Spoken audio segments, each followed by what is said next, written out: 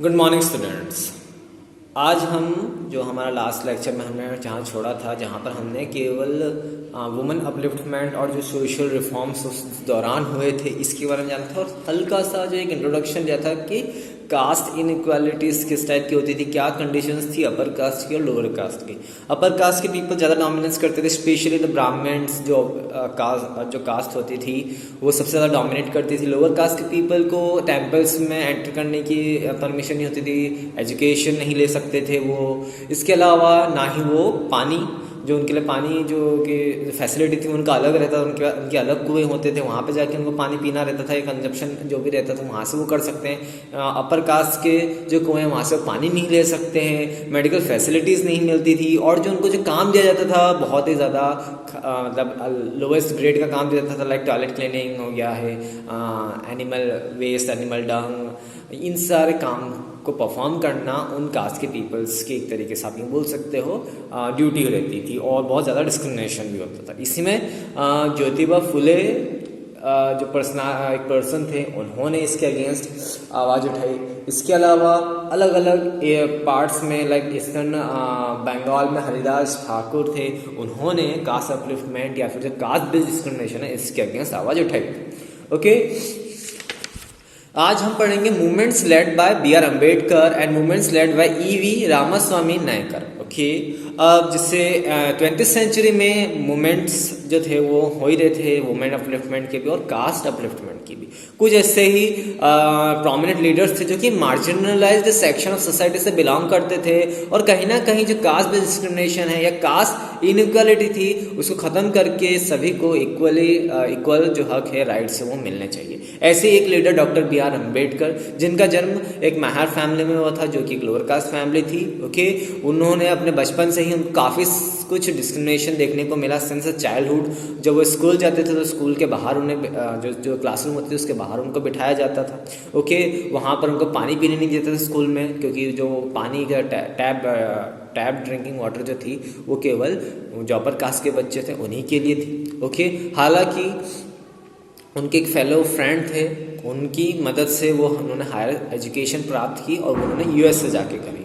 जब वो वापस आए 1999 में उन्हें काफ़ी कुछ लिखा और काफ़ी कुछ क्रिटिसाइज़ किया against the upper caste people और जो दिस टाइप का डिस्क्रिमिनेशन या डोमिनेंस कर रहे हैं lower caste of the people के लिए। ओके, उस समय भी जब वे वापस लौटे तो उस समय मार्जिनलाइज्ड जो पीपल्स होते हैं, लोअर कास्ट पीपल थे, उनको टेम्पल्स में एंटर करने का अलाउड नहीं थे। पर लेकिन 1927 से लेकर 1935 के बीच उन्होंने ऐसे मूवमेंट्स लड़े जिसमें उन्होंने 3 टेम्पल्स में इन लोअर कास्ट पीपल्स की एंट्री करवाई बाय भीमराव अम्बेडकर। ओके, वहाँ पर वो लोग फोर्सफुली मार्जिनलाइज ग्रुप जो है इन मंदिरों में घुसा। ओके,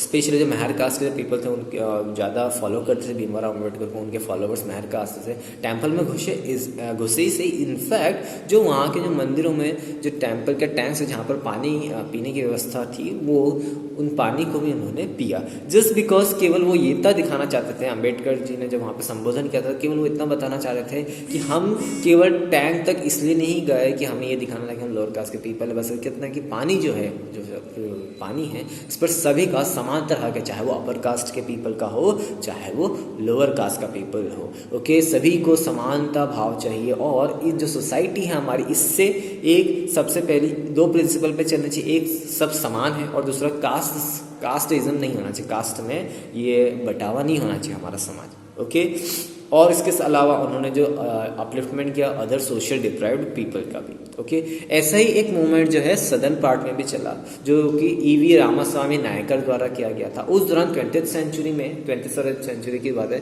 बहुत सारे ऐसे एजुकेटेड एज वेल एज जो वेल्दी इन्फ्लुएंशियल पीपल थे, यानी कि जो अमीर पीपल थे जो कि एजुकेटेड थे बट नॉन ब्राह्मण पीपल्स थे, जिनका मतलब कास्ट जो ब्राह्मण नहीं थी, वो चाह रहे थे कि जो डोमिनेंस जो ब्राह्मण्स की तरफ से किया हुआ अपर कास्ट के पीपल्स की वजह से किया हुआ इनको बंद किया जाए, क्योंकि कहीं ना कहीं जो प्रैक्टिस है बहुत ज़्यादा खराब है और जिस तरीके से डोमिनेंस या supremacy Brahmins in lower caste के पीपल पर दिखाते हैं वो गलत है। ओके, ऐसे एक नोटेबल लीडर उस समय साउथ से एक कास्ट रिफॉर्मर आए थे जिनका नाम था ई.वी. रामास्वामी नायकर, जिनको कि पैरियर भी कहा जाता है। वो एक मिडिल क्लास फैमिली से बिलोंग करते थे। पैरियर पहले एशियाटिक थे, वो अर्ली स्टडीज़ में उन्होंने संस्कृत टेक्स्ट और रिलीजियस टेक्स्ट के बारे में पढ़ा और उन्होंने कास्ट डिस्टिंक्शन के बारे में जाना।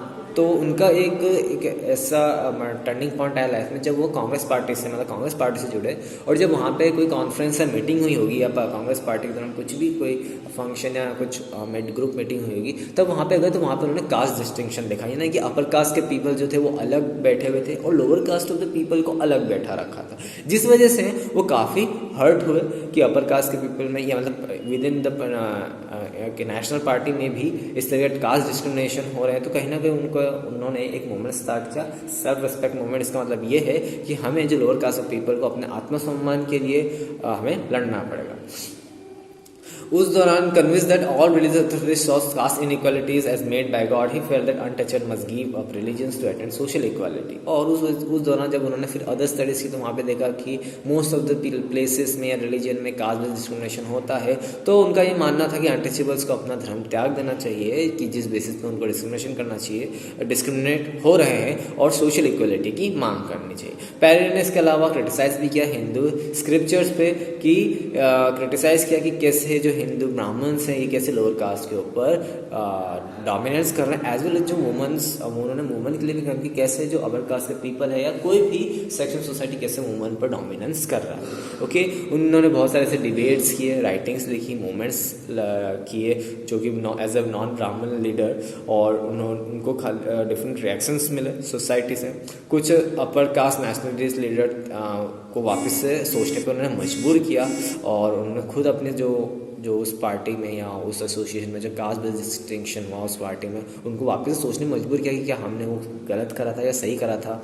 ओके, कुछ फ्यू ऑर्थोडॉक्स हिंदू ग्रुप थे जो कि सेटिंग अप एसोसिएशन करने लगे ताकि ये कास्ट डिस्टिंक्शन जो है वो चलन में रहता रहे और इस पर रोक ना लगे। कुछ ऐसे पुराने ख्याल के जो हिंदू ऑर्थोडॉक्स पीपल्स हैं उन्होंने एसोसिएशन बनाया कि ताकि जो कास्ट अपलिफ्टमेंट की जो मूवमेंट चलाई थी उसको काउंटर कर सके।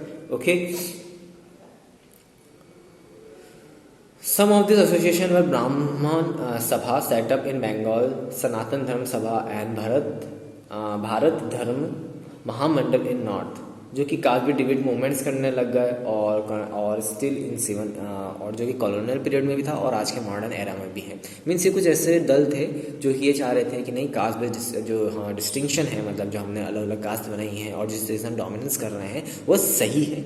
ओके, और जो कि इन मूवमेंट्स को यूँ समझते काउंटर करने के लिए या कुछ ये एसोसिएशन फॉर्म है फ्रॉम द हिंदू और सनातन धर्म सभा और द भारत धर्म महामंडल, ये सब वेरियस जगह पर सेटअप किया गया ताकि जो है ये कास्ट सप्लीमेंट जो वेरियस लीडर्स कर रहे थे, रिफॉर्म्स लाना चाह रहे थे, उसको वो रोक सके। ओके, इवेंचुअली हम ये नहीं बोल सकते हैं कि कास्ट डिस्क्रिमिनेशन जो है इंडिया से पूरी तरीके से एरेडिकेट हो चुका है। आज भी still some section of the society still they are facing caste based discrimination. आज भी आप कुछ गाँव में या कुछ ऐसी जगहों पर आज भी कास्ट सिस्टम प्रिवेल है। आज भी उन्हें मंदिरों में या फिर उनको समांतर इज्जत नहीं दी जाती। सो कहीं ना कहीं और भी आगे जाके हमें काम करना और कहीं ना कहीं हमारा नैतिक दायित्व बनता है कि आप सब एजुकेटेड हो और कास्ट किसी जस्ट बिकॉज कोई पर्टिकुलर पर्सन किसी कास्ट में जन्म लिया है तो उसका मतलब ये नहीं है कि हमें उन पर डोमिनेंस करने का हक या उनके साथ किसी भी टाइप का भेदभाव करने का हक मिलता है। वो भी